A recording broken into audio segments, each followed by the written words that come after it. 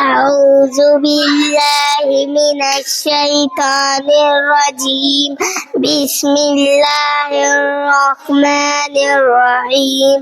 سورة قاف مكية. بسم الله الرحمن الرحيم.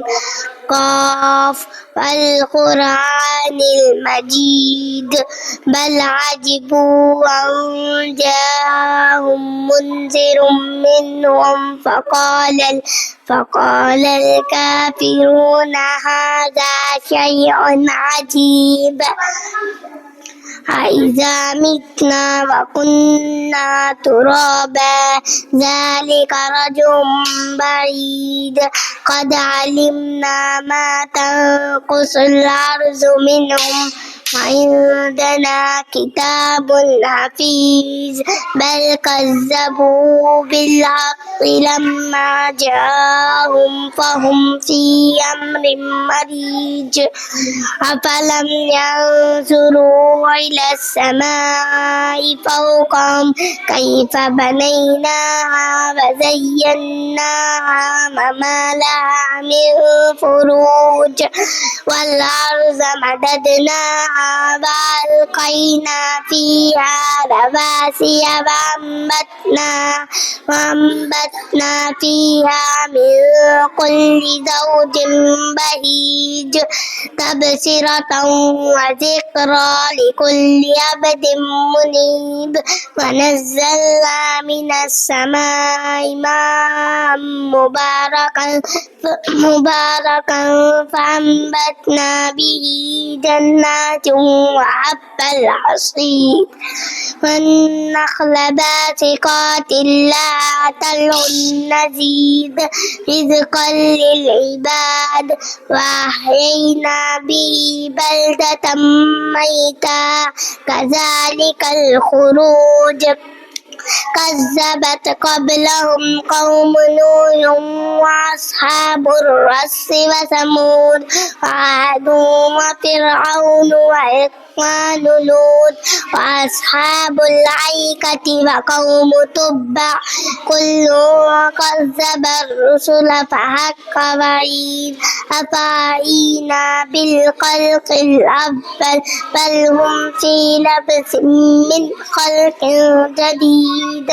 ولقد خلقنا الإنسان ونعلم ما توسوس به نفسه ونحن أقرب إليه من حبل الوريد. إذ يتلقى المتلقيان عن اليمين وعن الشمال قعيد. ما يلفظ من قول إلا لديه رقيب عتيد. وجاءت سكرة الموت بالحق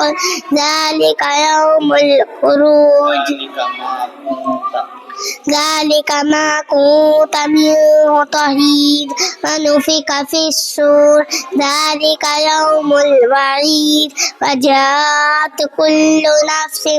معها سائق وشهيد. لقد كنت في غفلة من هذا فكشفنا عنك غطاءك فبصرك اليوم حديد. وقال قرينه هذا ما لدي عتيد. ألقيا في جهنم كل كفار عنيد مناع للخير معتد مريب. الذي جعل مع الله إلها آخر فألقياه في العذاب الشديد. قال قرينه ربنا ما أطغيته ولكن كان في ضلال بعيد. قال لا تقتسموا لدي وقد قدمت إليكم بالوعيد. ما يبدل القول لدي وما أنا بظلام للعبيد.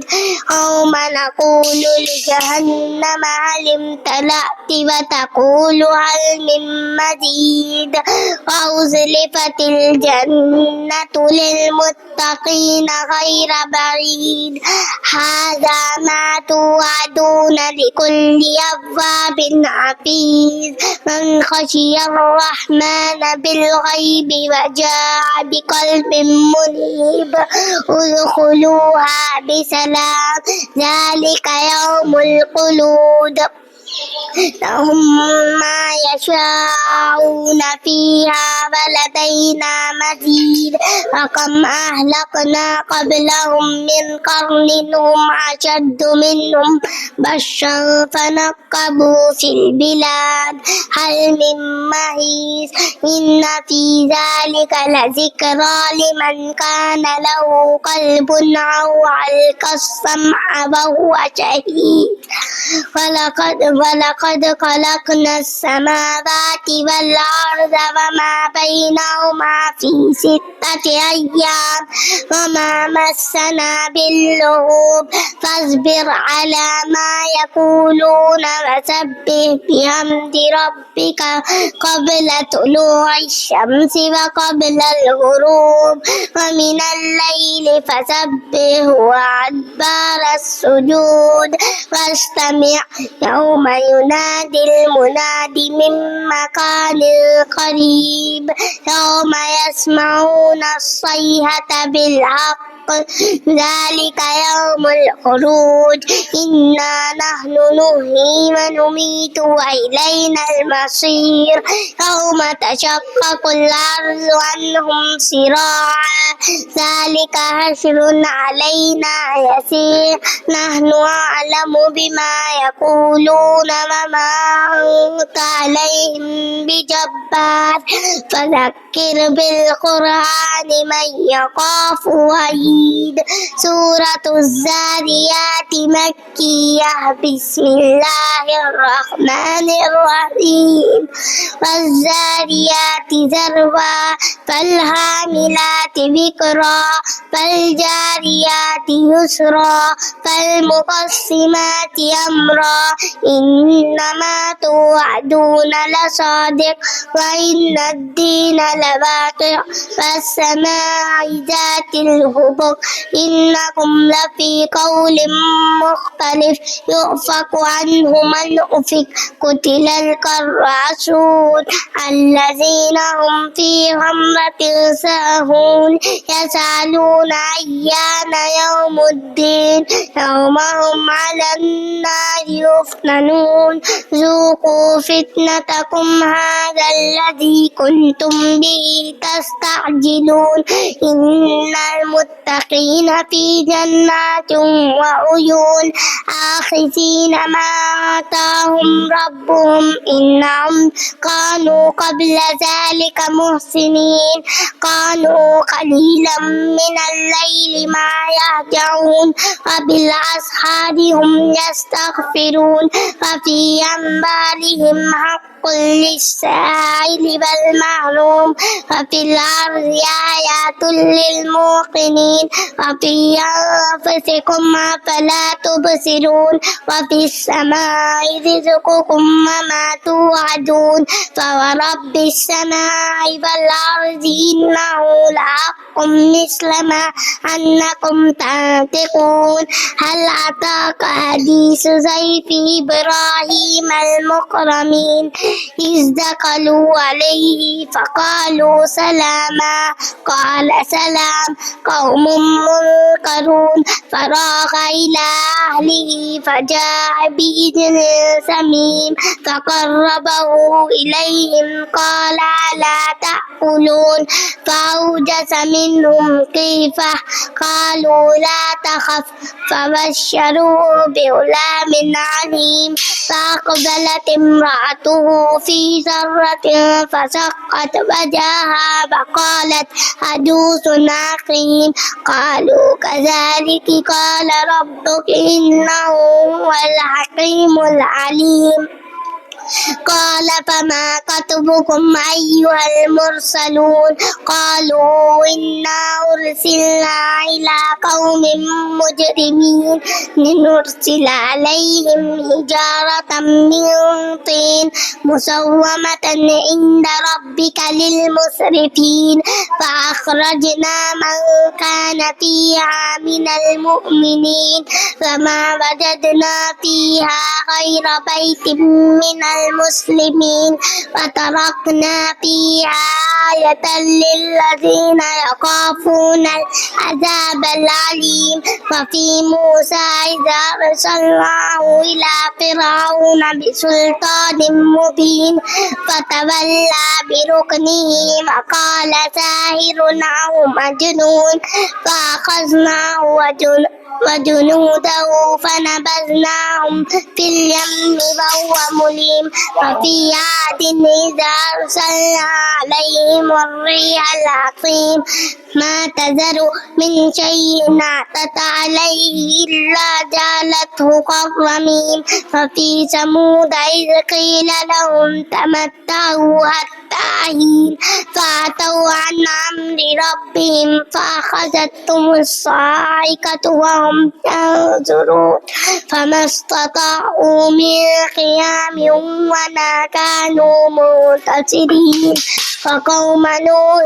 من قبل إنهم كانوا قوما فاسقين والسماء بنيناها بأيد وإنا لموسعون والأرض فرشناها فنعم الماهدون ومن كل شيء خلقنا زوجين لعلكم تذكرون ففروا إلى الله إني لكم منه نذير مبين فلا تجعلوا مع الله إلها آخر إني لكم منه نذير مبين كذلك ما أتى الذين من قبلهم من رسول إلا قالوا ساحر أو مجنون أتواصوا به بل هم قوم طاغون فتولى عنهم فما أنت بملوم فذكر فإن الذكرى تنفع المؤمنين وما خلقت الجن والإنس إلا ليعبدون ما أريد منهم من رزق وما أريد أن يطعمون إن الله هو الرزاق ذو القوة المتين فإن للذين ظلموا ذنوبا مثل ذنوب أصحابهم فلا يستعجلون فويل للذين كفروا من يومهم الذي يوعدون سورة الطور مكية بسم الله الرحمن الرحيم والطور وكتاب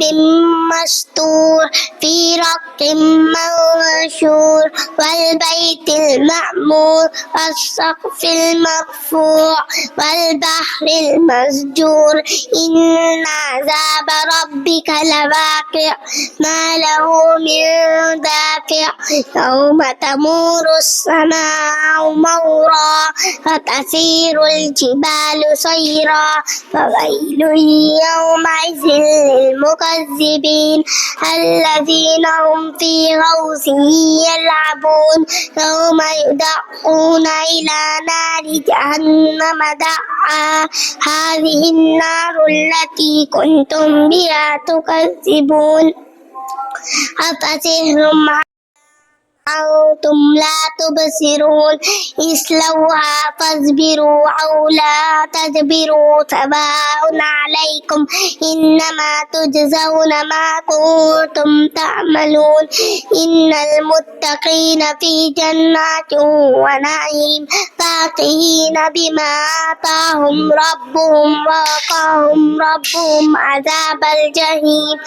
كلوا واشربوا هنيئا بما كنتم تعملون متكئين على سرر مصفوفة وزوجناهم بحور عين والذين آمنوا واتبعتهم ذريتهم بإيمان ألحقنا بهم ذريتهم وما ألتناهم من عملهم من شيء كل امرئ بما كسب رهين وأمددناهم بفاكهة ولحم مما يشتهون يتنازعون فيها كأسا لا لهم فيها ولا تأثيم ويطوف عليهم غلمان لهم كأنهم لؤلؤ مكنون وأقبل بعضهم على بعض يتساءلون قالوا إنا كنا قبل في أهلنا مشفقين فمن الله علينا ووقعنا عذاب السموم ووقعنا عذاب السموم إنا كنا من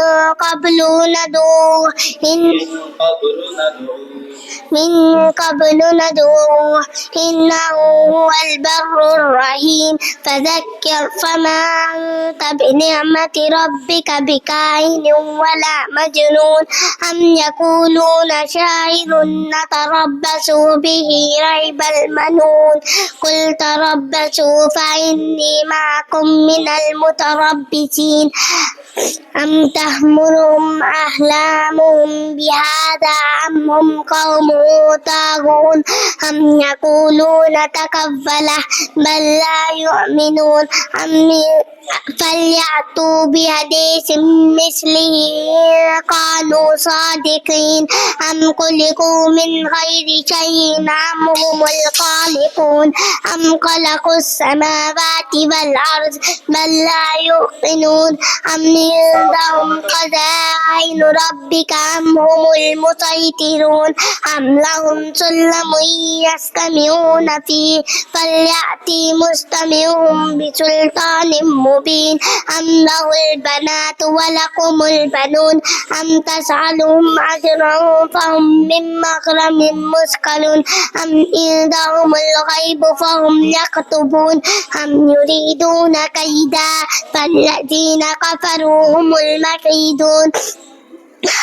أم لهم إله غير الله سبحان الله عما يشركون وإن يروا كسفا من السماء ساقطا يقولوا سحاب مركوم فذرهم حتى يلاقوا يومهم الذي فيه يصعقون يوم لا يغني عنهم كيدهم شيئا ولا هم ينصرون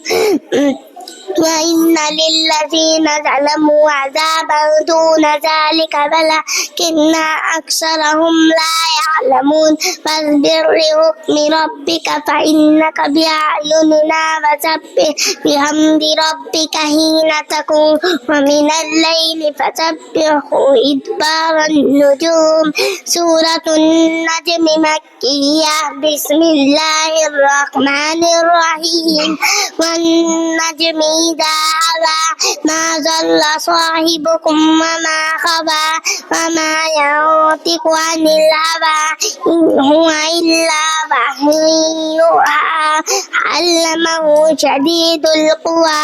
ذو مرة فاستوى وهو بالأفق الأعلى ثم دنا فتدلى فكان قاب قوسين أو أدنى فأوحى إلى عبده ما أوحى ما كذب الفؤاد ما رأى أفتمارونه على ما يرى ولقد رآه نزلة أخرى ذكرى عند سدرة المنتهى عندها جنة المأوى إذ يغشى السدرة ما يغشى ما زاغ البصر وما طغى لقد رأى من آيات ربه الكبرى أفرأيتم اللات والعزى ومناة الثالثة الأخرى ألكم الذكر وله الأنثى تلك إذا قسمة ضيزى إن هي إلا أسماء سميتموها أنتم وآباؤكم ما أنزل الله بها من سلطان إن يتبعون إلا الظن وما تهوى الأنفس ولقد جاءهم من ربهم الهدى أم للإنسان ما تمنى فلله الآخرة والأولى وكم من ملك في السماوات لا تغني شفاعتهم شيئا إلا من بعد أن يأذن الله لمن يشاء ويرضى إن الذين لا يؤمنون بالآخرة ليسمون الملائكة تسمية الأنثى وما لهم به من علم إن يتبعون إلا الظن وإن الظن لا يغني من الحق شيئا فأعرض عمن تولى عن ذكرنا ولم يرد إلا الحياة الدنيا إن ربك هو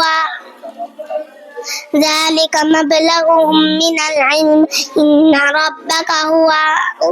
بمن ضل عن سبيله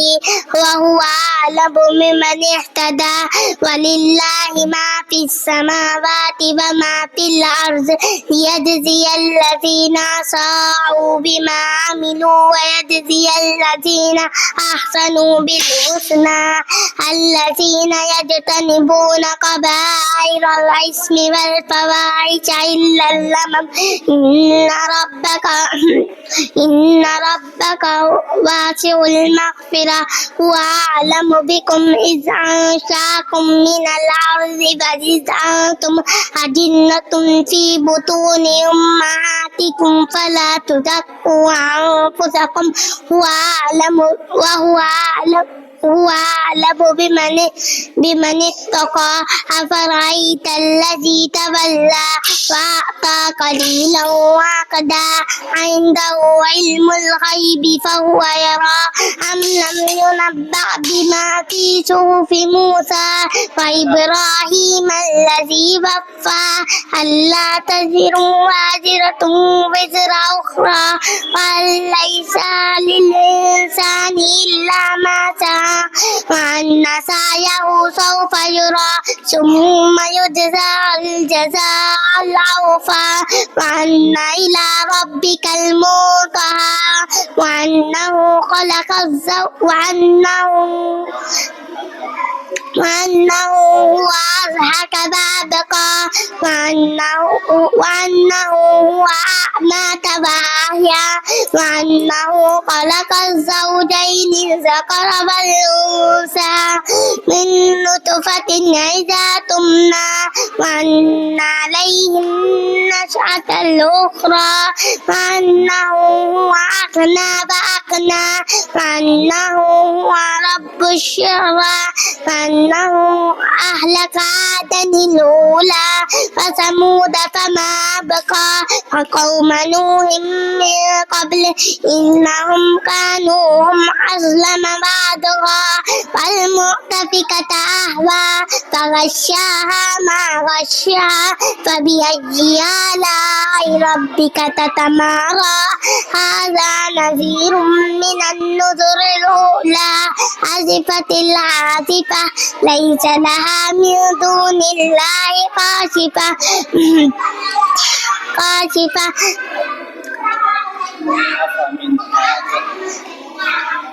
أفمن هذا الحديث تعجبون وتضحكون ولا تبكون وأنتم سامدون فاسجدوا لله واعبدوا سورة القمر مكية بسم الله الرحمن الرحيم الرحيم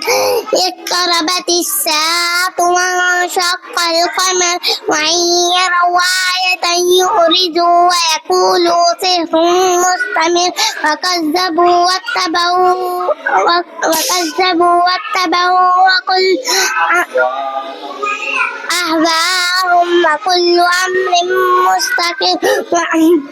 ولقد جاءهم من الأنباء ما فيه مزدجر حكمة بالغة فما تغني النذر فتول عنهم يوم يدعو الداعي إلى شيء نكر خش عن أبصارهم يخرجون من الأجداث كأنهم جراد منتشر مهطعين إلى الداع يقول الكافرون هذا يوم عسر كذبت قبلهم قوم نوح فكذبوا عبدنا وقالوا مجنون وازدجر فدعا ربه عني مغلوب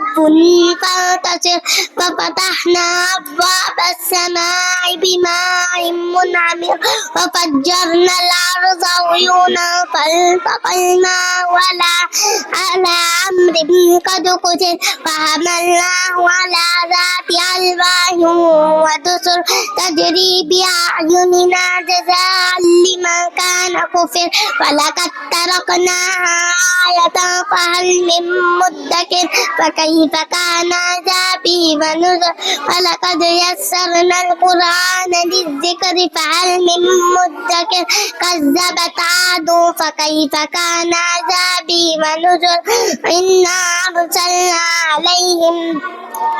ريحا صرصرا في يوم نحس مستمر تنزع الناس كأنهم أعجاز نخل منقعر فكيف كان عذابي ونذر ولقد يسرنا القرآن للذكر فهل من مدكر كذبت ثمود بالنذر فقالوا أبشرا منا واحدا نتبعه إنا إذا لفي ضلال وسعر أو ألقي الذكر عليه من بيننا بل هو كذاب عشر سيعلمون غدا من الكذاب العشر إنا مرسل الناقة فتنة لهم فارتقبهم واصطبر ونبئهم أن الماء قسمة بينكم كل شرب محتضر فنادوا صاحبهم فتعاطى فأكل فكيف كان عذابي ونذر إنا أرسلنا عليهم صيحة واحدة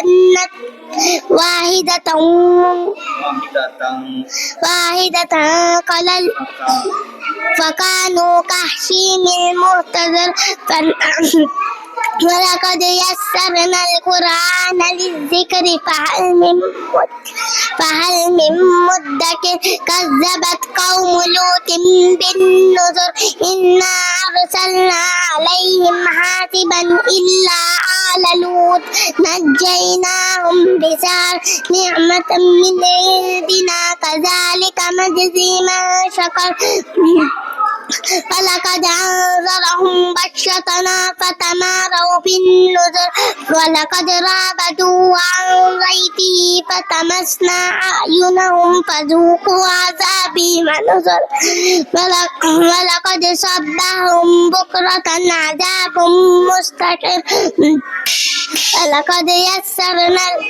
فذوقوا عذابي ونذر ولقد يسرنا القرآن للذكر فهل من مدكر ولقد جاء آل فرعون النذر كذبوا بآياتنا كلها فأخذناهم أخذ عزيز مقتدر أكفاركم خير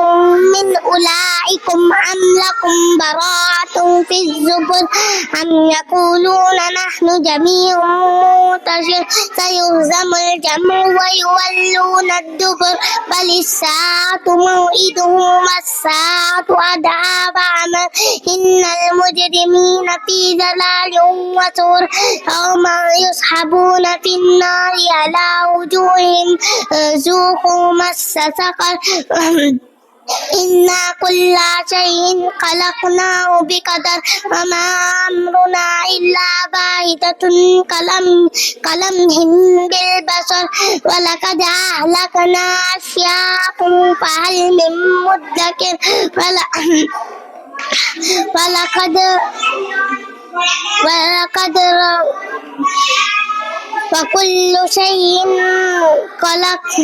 وكل شيء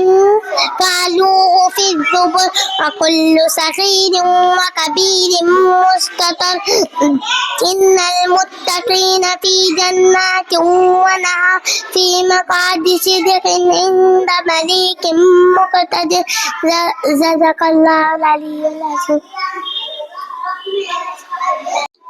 بسم الله الرحمن الرحيم سورة الرحمن مدنية. بسم الله الرحمن الرحيم.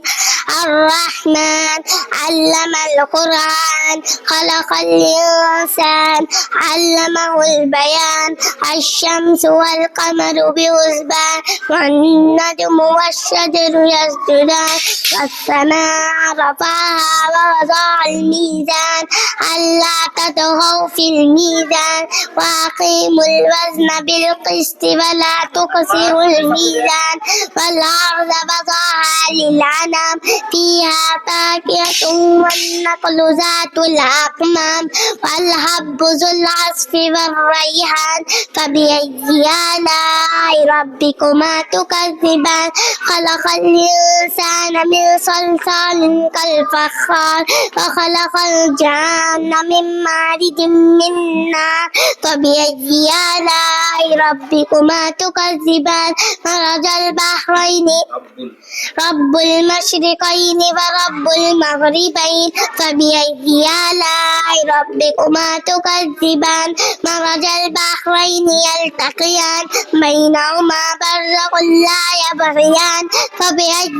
آلاء ربكما تكذبان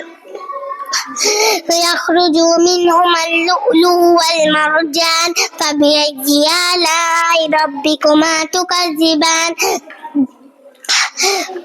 وله الجوار المنشآت في البحر كالأعلام فبأي آلاء ربكما تكذبان كل من عليها فان ويبقى وجه ربك ذو الجلال والإكرام فبأي آلاء ربكما تكذبان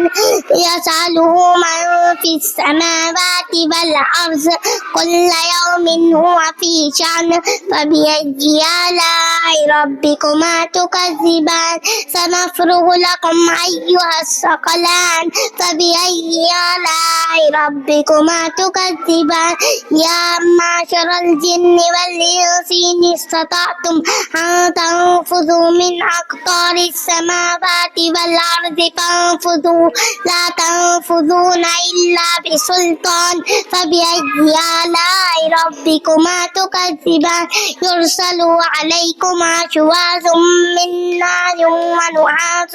فلا تنتصران فبأي آلاء ربكما تكذبان فإذا انشقت السماء فكانت وردة كالدهان فبأي آلاء ربكما تكذبان فيومئذ لا يسأل عن ذنبه إنس ولا جان فبأي آلاء ربكما تكذبان فيومئذ لا يسأل عن ذنبه إنس ولا جان فبأي آلاء ربكما تكذبان يعرف المجرمون بسيماهم فيؤخذوا بالنواصي والأقدام فبأي آلاء ربكما تكذبان هذه جهنم التي يكذب بها المجرمون يطوفون بينها وبين حميم آن فبأي آلاء ربكما تكذبان ولمن خاف مقام ربه جنتان فبأي آلاء ربكما تكذبان ذواتا أفنان فبأي آلاء ربكما تكذبان فيهما عينان تجريان فبأي آلاء ربكما تكذبان فيهما من كل فاكهة زوجان فبأي آلاء ربكما تكذبان متكئين على فرش بطائنها من استبرق وجنى الجنتين دان فبأي آلاء ربكما تكذبان فيهن قاصرات الطرف لم يطمثهن إنس قبلهم ولا جان فبأي آلاء ربكما تكذبان كأنهن الياقوت والمرجان فبأي آلاء ربكما تكذبان هل جزاء الإحسان إلا الإحسان فبأي آلاء ربكما تكذبان فيهما ومن كل ومن دونهما جنتان فبأي آلاء ربكما تكذبان مدهامتان فبأي آلاء ربكما تكذبان فيهما عينان نضاختان فبأي آلاء ربكما تكذبان فيهما فاكهة ونخل ورمان فبأي آلاء ربكما تكذبان فيهن خيرات حسان فبأي آلاء ربكما تكذبان حور مقصورات في القيام فبأي آلاء ربكما تكذبان لم يطمثهن إنس قبلهم ولا جان فبأي آلاء ربكما تكذبان تبارك اسم متكئين على رفرف خضر وعبقري حسان فبأي آلاء ربكما تكذبان تبارك اسم ربك ذي الجلال والإكرام سورة الواقعة مكية بسم الله الرحمن الرحيم إذا وقعت الواقعة ليس لوقعتها كاذبة خافضة رافعة إذا رجت الأرض رجا وبست الجبال بسا فكانت هباء منبثا وكنتم أزواجا ثلاثة فأصحاب الميمنة ما أصحاب الميمنة وأصحاب المشأمة ما أصحاب المشأمة والسابقون السابقون أولئك المقربون في جنات النعيم ثلة من الأولين قليل من الآخرين على سرر موزونة متكئين عليها متقابلين يطوف عليهم بلدان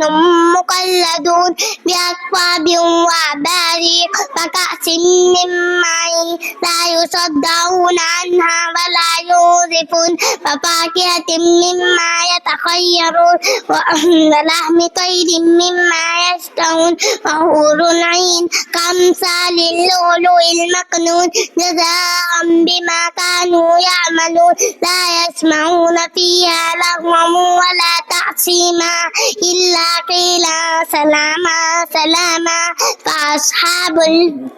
اليمين ما أصحاب اليمين في سدر مخضود وطلح منضود وظل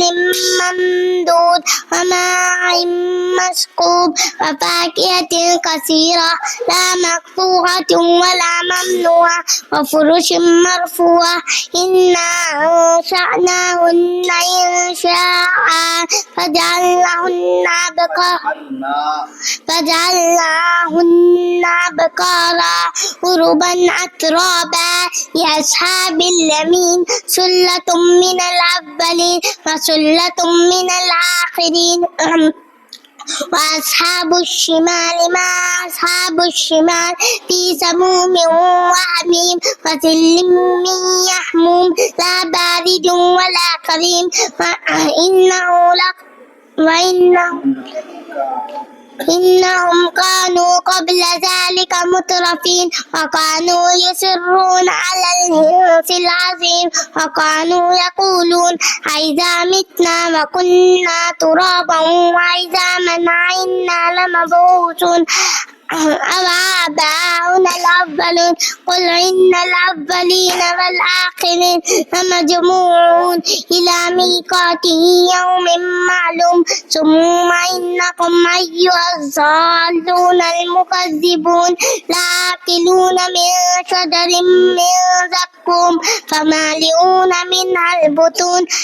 فشاربون عليه من الحميم فشاربون شرب الهيم هذا نزلهم يوم الدين نحن خلقناكم فلولا تصدقون أفرأيتم ما تمنون أنتم تخلقونه أم نحن الخالقون نحن قدرنا بينكم الموت وما نحن بمسبوقين على أن نبدل أمثالكم وننشئكم فيما لا تعلمون ولقد علمتم النشأة الأولى فلولا تذكرون أفرأيتم ما تحرثون أنتم تزرعونه أم نحن الزارعون لو نشاء لجعلناه تاما فظلتم تفكرون إنا لمغرمون بل نحن محرومون أفرأيتم الماء الذي تشربون أنتم أنزلتموه من المزن أم نحن المنزلون لو نشاء جعلناه جازا فلولا تشكرون أفرأيتم النار التي تؤرون أنتم أنشأتم شجرتها أم نحن المنشئون نحن جعلناها تذكرة ومتاعا للمقبين فسبح باسم ربك العظيم فلا أقسم بمواقع النجوم وإنه لقسم لو تعلمون عظيم إنه لقرآن كريم في كتاب مكنون لا يمسه إلا المطهرون تنزيل من رب العالمين أفبهذا الحديث أنتم مدهنون وتجعلون رزقكم أنكم تكذبون فلولا إذا بلغت الحلقوم وأنتم حينئذ تنظرون ونحن أقرب إليه منكم ولكن لا تبصرون فلولا إن كنتم غير مدينين ترجعونها إن كنتم صادقين فأما إن كان من المقربين فروح وريحان وجنة نعيم وأما إن كان من أصحاب اليمين فسلام لك من أصحاب اليمين وأما إن كان من المكذبين الضالين فنزل من حميم وتصلية جحيم وأما إن هذا لهو حق اليقين فسبح باسم ربك العظيم سورة الحديد مدنية بسم الله الرحمن الرحيم سبح لله ما في السماوات والأرض وهو العزيز الحكيم له ملك السماوات والأرض يحيي ويميت وهو على كل شيء قدير هو الأول والآخر والظاهر والباطن وهو بكل شيء عليم هو الذي خلق السماوات والأرض وما بين ستة أيام هو الذي خلق السماوات والأرض بينهما أرض في ستة أيام هو الذي خلق السماوات والأرض وما بينهما في هو الذي خلق السماوات والأرض في 6 أيام ثم استوى على العرش يعلم ما يلج في الأرض وما يخرج منها وما ينزل من السماء وما يعرج فيها وهو معكم أينما كنتم والله بما تعملون بصير له ملك السماوات والأرض وإلى الله ترجع الأمور يولج الليل في النهار ويولج النهار في الليل وهو عليم بذات الصدور آمنوا بالله ورسوله وأنفقوا مما جعلكم مستخلفين فيه فالذين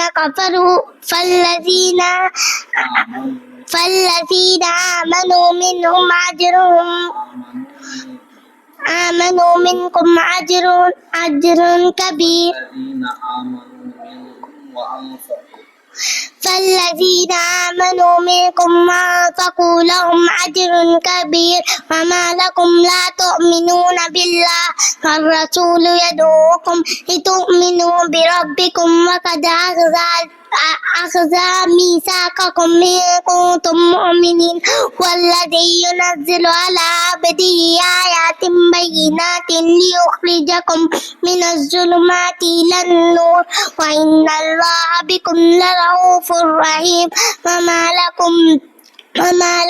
ألا تنفقوا في سبيل الله ولله ميراث السماوات والأرض لا يستوي منكم من أنفق من قبل الفتح وقاتل أولئك أعظم درجة من الذين أنفقوا من بعد وقاتلوا وكلا وعد الله الحسنى والله بما تعملون خبير من ذا الذي يقرض الله قرضا حسنا فيضاعفه له وله أجر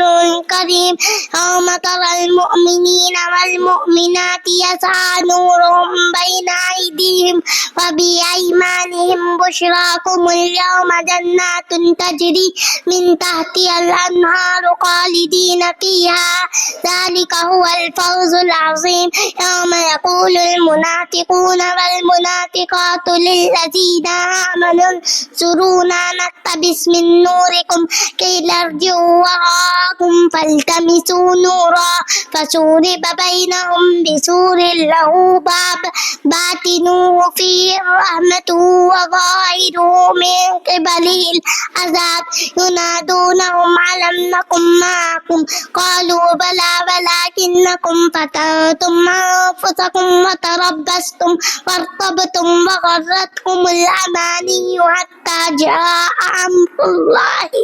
وغرتكم بالله الغرور فاليوم لا يؤخذ منكم فدية ولا من الذين كفروا مأواكم النار هي مولاكم وبئس المصير ألم يعن للذين آمنوا أن تخشع قلوبهم لذكر الله وما نزل من الحق فلا يكونوا كالذين أوتوا الكتاب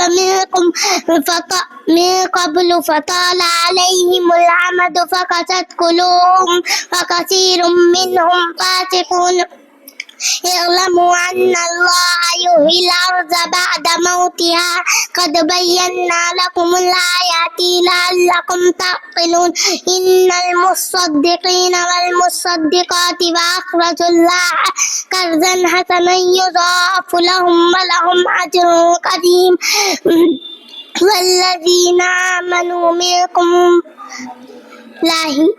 آمنوا بالله ورسوله والذين آمنوا بالله ورسله أولئك هم الصديقون والذين آمنوا بالله ورسوله أولئك هم الصديقون والشهداء عند ربهم لهم أجرهم نورهم والذين كفروا وكذبوا بآياتنا أولئك أصحاب الجحيم اعلموا أنما الحياة الدنيا لعب ولهو وزينة وتفاخر بينكم وتكاثر في الأموال والأولاد والأولاد كمثل غيث أعجب الكفار نباته ثم يهيج فتراه مصفرا ثم يكون هطاما وفي الآخرة عذاب شديد ومغفرة من الله ورضوان وما الحياة الدنيا إلا متاع الغرور سابقوا إلى مغفرة من ربكم وجنة عرضها كعرض السماء والأرض أعدت للذين آمنوا بالله ورسله ذلك فضل الله يؤتيه من يشاء والله ذو الفضل العظيم ما أصاب من مصيبة في الأرض ولا في أنفسكم إلا في كتاب من قبل أن نبرأها إن ذلك على الله يسير لكي لا تأسوا على ما فاتكم ولا تفرحوا بما آتاكم والله لا يحب كل مختال فخور الذين يبخلون ويأمرون الناس بالبخل ومن يتولى فإن الله هو الغني الحميد لقد أرسلنا رسلنا بالبينات وأنزلنا معهم الكتاب والميزان ليقوم الناس بالقسط وأنزلنا الحديد فيه بأس شديد ومنافع للناس وليعلم الله من ينصره رسله بالغيب إن الله قوي عزيز ولقد أرسلنا نوحا وإبراهيم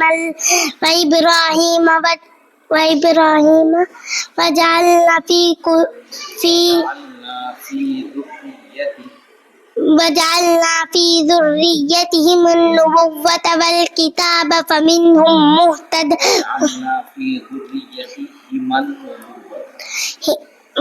وجعلنا في ذريتهم النبوة والكتاب فمنهم مهتد وكثير منهم فاسقون ثم كفينا على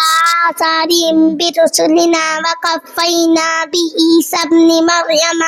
وآتيناه الإنجيل فجعلنا في قلوب الذين اتبعوه رأفة ورحمة ورهبانية ابتدعوها ما كتبناها عليهم إلا ابتغاء رضوان الله فما رعوها حق رعايتها فآتينا الذين آمنوا منهم أجرهم وكثير منهم فاسقون يا أيها الذين آمنوا اتقوا الله وآمنوا برسوله يؤتكم كفلين من رحمته ويجعل لكم نورا تمشون به ويغفر لكم والله غفور رحيم لئلا يعلم أهل الكتاب ألا يقدرون على شيء من فضل الله وأن الفضل بيد الله يؤتيه من يشاء والله ذو الفضل العظيم صدق الله العلي العظيم.